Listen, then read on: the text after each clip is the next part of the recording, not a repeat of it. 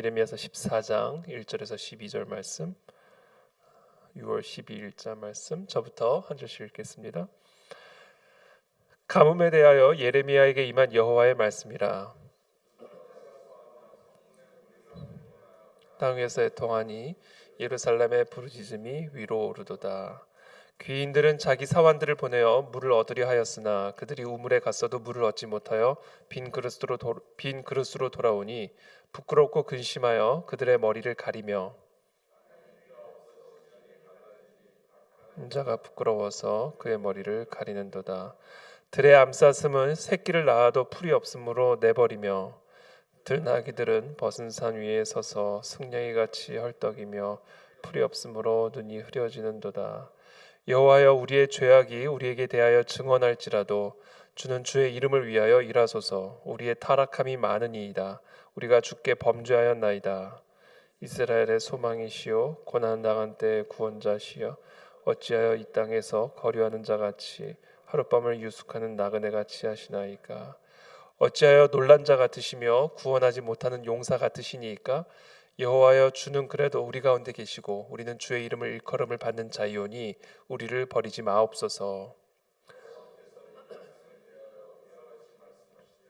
그들이 어그러진 길을 사랑하여 그들의 발을 멈추지 아니하므로 여호와께서 그들을 받지 아니하고 이제 그들의 죄를 기억하시고 그 죄를 벌하시리라 하시고, 여호와께서 또 내게 이르시되 너는 이 백성을 위하여 복을 구하지 말라. 그들이 금식할지라도 부르짖음을 듣지 아니하겠고 번제와 소제를 드릴지라도 내가 그것을 받지 아니할 뿐 아니라 칼과 기근과 전염병으로 내가 그들을 멸하리라. 아멘. 네, 오늘은 가뭄에 대하여 예레미야에게 임한 여호와의 말씀이라, 이렇게 오늘 본문이 시작이 됩니다. 가뭄에 대한 하나님의 말씀이 예레미야에게 임했다라는 것이죠. 우리가 이 땅에서 일어나는 이 가뭄들은 어떻게 보면 자연의 현상이죠. 비가 내리지 않아서 땅이 마르고, 땅이 마르기 때문에 어떤 곡식이나 생명도 솟아날 수 없는, 사실 하늘에서 비만 내리지 않아도요, 이 온 땅이 메말라서 사람들이 죽습니다. 그렇죠? 이게 하늘에서 비가 내린다는 것이 이게 보통 축복이 아니죠. 물론 오늘날에는 나름 뭐죠?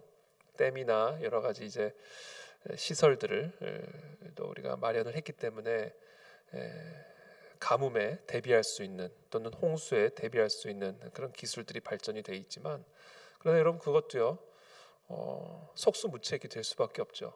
가뭄이 지속이 되고 또 홍수가 지속이 되면요, 인간의 과학기술이라든지 이 모든 것들이 다 사실은 속수무책이 됩니다. 특별히 당시 이 예레미야의 시대, 이 가뭄은 정말 말할 수 없는 고통이죠. 근데 그 가뭄에 대한 하나님의 메시지가 있다라는 겁니다. 이것이 그냥 단순한 자연 현상이 아니라 이 가뭄 안에 담겨져 있는 하나님의 메시지가 있다라는 겁니다. 여러분, 우리의 삶 속에 일어나는 이 가뭄들, 메마름은요, 이건 영적인 현상으로 여러분들이 이해하셔야 됩니다. 이 자연의 메마름뿐이 아니라 이 마음의 메마름, 생각의 메마름, 능력의 메마름, 기쁨의 메마름, 우리의 삶의 어떤 메마름은요, 이건 영적 현상으로 여러분들이 이해하셔야 되고요. 그것에 대한 메시지를 오늘 본문을 통해서 우리가 들어야 됩니다. 혹시 우리 가운데 이 메마름을 경험하고 계신 분들이 있습니까? 그것이 어떤 메마름이든 위에서부터 내려오는 비가 없이는 우리는 이 메마름을 극복할 수가 없죠. 우리 안에 이 메마름은요, 지금 하늘로부터 내려오는 생수가 끊어졌음을 보여주는 겁니다. 그것이 자연의 가뭄이든 아니면 그것이 정말 영적인 가뭄이든, 그것이 어떤 가뭄이든 간에 우리 안에, 우리의 삶에, 이 세상에 이 메마름이라고 하는 것은 생수의 근원, 원천이 되시는 하나님과의 단절을 보여주고 있고 가르쳐주고 있는 메시지로 저와 여러분들이 받아들여야 됩니다. 그러므로 하나님의 백성 안에 이 메마름은 보통 문제가 아니다.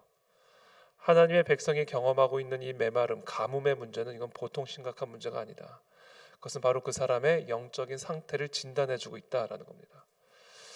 우리 새벽에 우리 안에 있는 이 모든 가뭄들이 떠나가고 정말 하늘로부터 내려오는 생명의 생수가 다시 우리의 영혼과 삶을 풍성하게 적셔 주시는 그런 이 새벽이 되시기를 예수 그리스도 이름으로 축복합니다.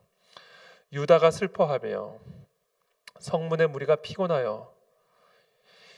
가뭄이 일어날 때, 우리의 영적인 가뭄이 일어날 때 나타나는 대표적인 특징이 슬픔이죠. 기쁨이 아니라 슬픔. 마음이 이게 슬퍼진다. 이거 지금 메마른 겁니다. 기쁨이 사라지고 슬픔이 유다를 찾아왔고요. 성문의 무리가 피곤하여. 이 피곤함, 메마름의 특징이죠. 능력이 메마르면 피곤해지는 것이죠. 기쁨이 메마르면 슬픔이 오는 것이죠. 땅 위에서 애통하니 예루살렘의 부르짖음이 위로 오르도다. 이 애통함. 자, 이 모든 것들이 가뭄의 현상들입니다. 그래서 우리 안에 이런 슬픔의 문제, 이것은 바로 기쁨의 가뭄 현상이다. 피곤의 문제, 능력의 가뭄 현상이다. 애통의 문제, 자, 이 모든 가뭄으로 말미암아 우리의 삶에서 이 애통함이 나올 수밖에 없는 것이다라는 것이죠. 귀인들은 자기 사환들을 보내어 물을 얻으려 하였으나 그들이 우물에 갔어도 물을 얻지 못하여. 귀인들이라고 예외가 아니죠. 여기서 말하는 귀인들은 귀족이라고 말을 할 수 있죠. 오늘날의 귀족은 부자들이죠. 돈이 많다고 해서 이와 같은 가뭄으로부터 예외가 되는 것은 아니다라는 것이죠. 귀인들은 자기 사환들을 보내어 물을 얻으려 하였으나 그들이 우물에 갔어도 물을 얻지. 사환은 있어도 물은 없는. 여러분, 사환이 있으면 뭐 합니까? 물이 없는데.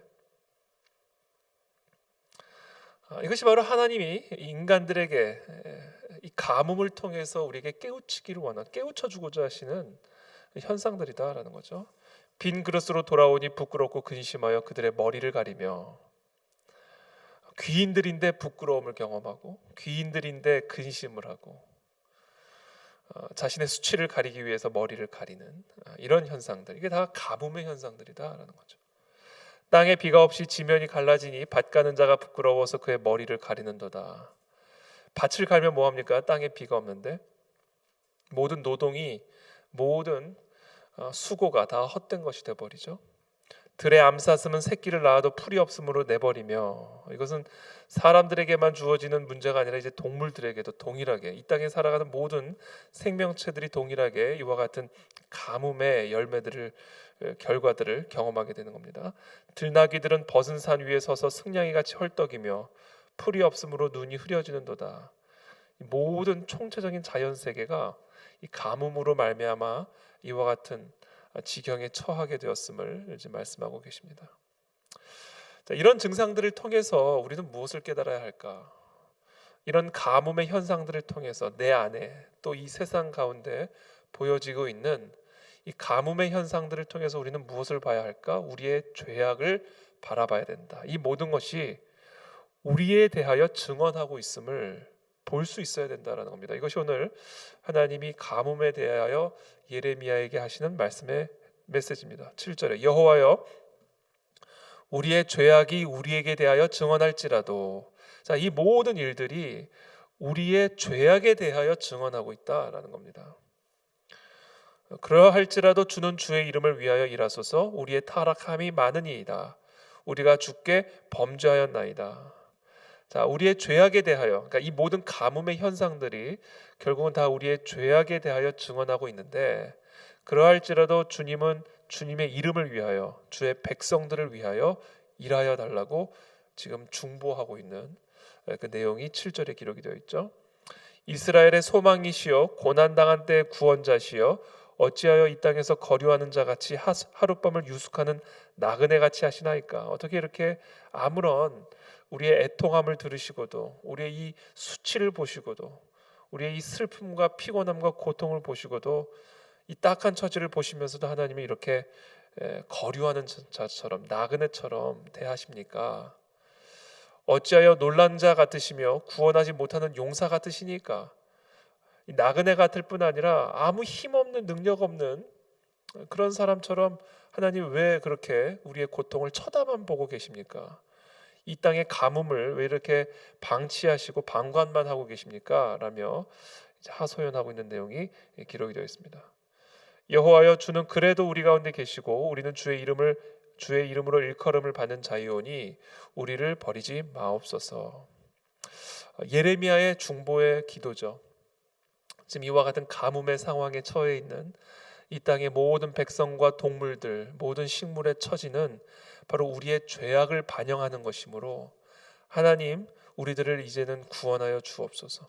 이 곤란과 이 가뭄의 상황에서 우리를 구원하여 달라고 이 시간 기도하고 있는 것이죠. 중보하고 있는 것이죠. 그리고 그것이 다 우리의 범죄함으로 말미암은 것임을 고백하고 있는 것이죠. 그때 여호와께서 이 백성에 대하여 이와 같이 말씀하시되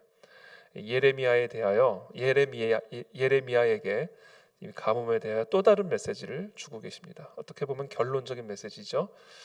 그들이 어그러진 길을 사랑하여 그들의 밭을 멈추지 아니하므로 여호와께서 그들을 받지 아니하고 이제 그들의 죄를 기억하시고 그 죄를 벌하시리라 하시고, 여호와께서 또 내게 이르시되 너는 이 백성을 위하여 복을 구하지 말라. 그들이 금식할지라도 내가 그 부르짖음을 듣지 아니하겠고 번제와 소제를 드릴지라도 내가 그것을 받지 아니할 뿐 아니라 칼과 기근과 전염병으로 내가 그들을 멸하리라.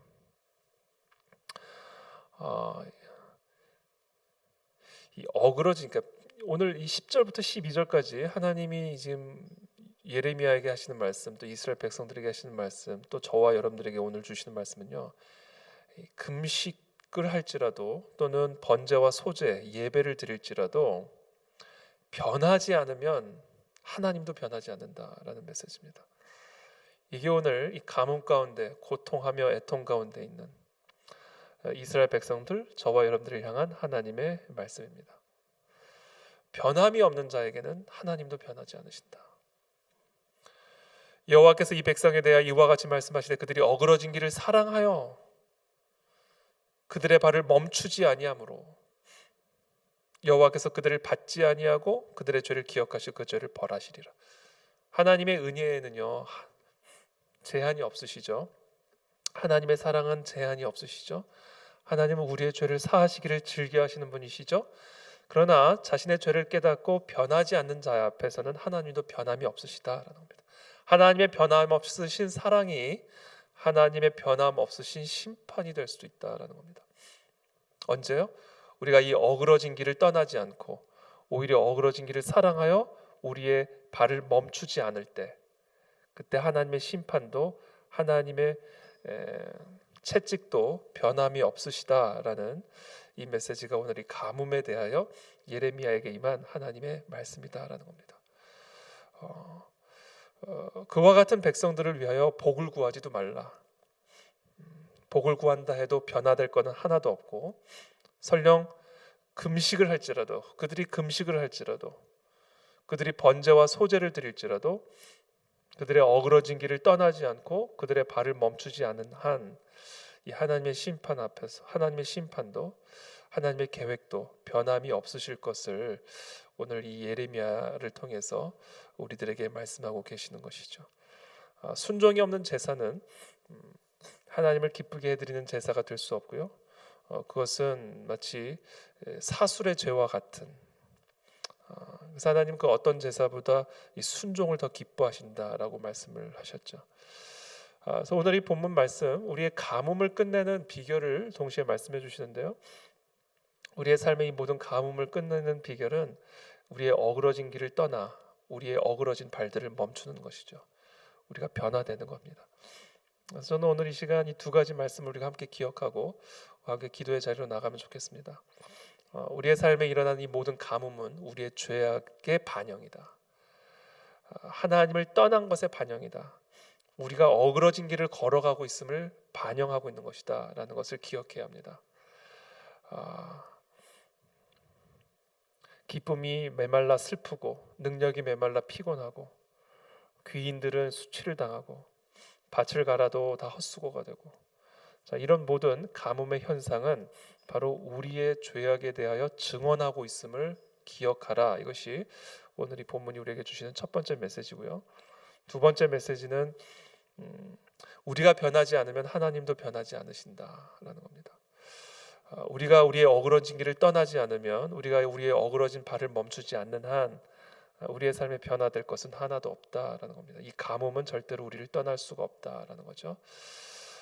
그래서 우리의 생명의 근원, 능력의 원천, 모든 기쁨과 생명의 원천이 되시는 그 하나님께로 돌아와 그 하나님께 순종하는 그 길을 걸어가는 그 변화를 통해서 비로소 우리의 삶의 가뭄이 끝이 날 수 있다라는 것을 오늘 우리에게 말씀하고 계십니다. 금식이 중요한 것이 아니라 순종이 중요한 것이고, 번제가 중요한 것이 아니라 순종이 중요한 것임을 오늘 이 본문은 다시 한번 우리들에게 말씀하고 계십니다. 그래서 오늘 이 새벽에 하나님 앞에, 하나님의 말씀 앞에 우리의 어그러진 길을 다 떠나 그의 길을 걸어감으로써 우리의 삶의 이 모든 가뭄이 끝이 나고 생명과 기쁨과 능력의 원천 되신 그 하나님으로부터 흘러나오는 그 생수로 충만함을 입는 이 새벽이 되시기를 예수 그리스도 이름으로 축복합니다. 자, 기도하겠습니다. 살아계신 하나님 감사합니다. 우리가 다시 한번 이 기도의 자리로 나아가 우리의 어그러진 길들을 떠나고 점검하며 하나님 앞에 순종의 길로 나아갈 수 있는 하나님의 언약 백성들이 다 되기를 원합니다. 우리의 삶의 모든 가뭄의 근원은 바로 생명의 원천이 되신 하나님을 떠난 것에 있음을 기억하게 도와주시옵소서.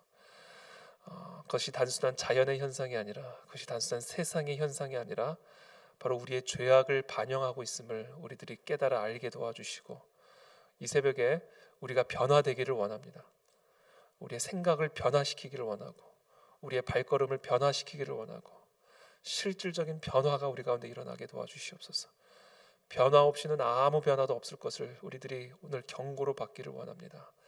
하나님을 경홀히 여기지 않고, 금식하면 하나님이 변화하시겠지, 번제와 소제를 드리면 하나님이 바꾸시겠지가 아니라 정말 내가 변화되지 않는 한 변화될 것은 아무것도 없음을 우리들이 기억하게 도와주시고, 오늘도 하나님의 말씀 앞에 두렵고 떨림으로 우리를 돌아보며 변화되는, 변화를 또 볼 수 있는 오늘 하루가 될 수 있도록 은혜를 베풀어 주시옵소서. 예수 그리스도의 이름으로 기도하옵나이다. 아멘.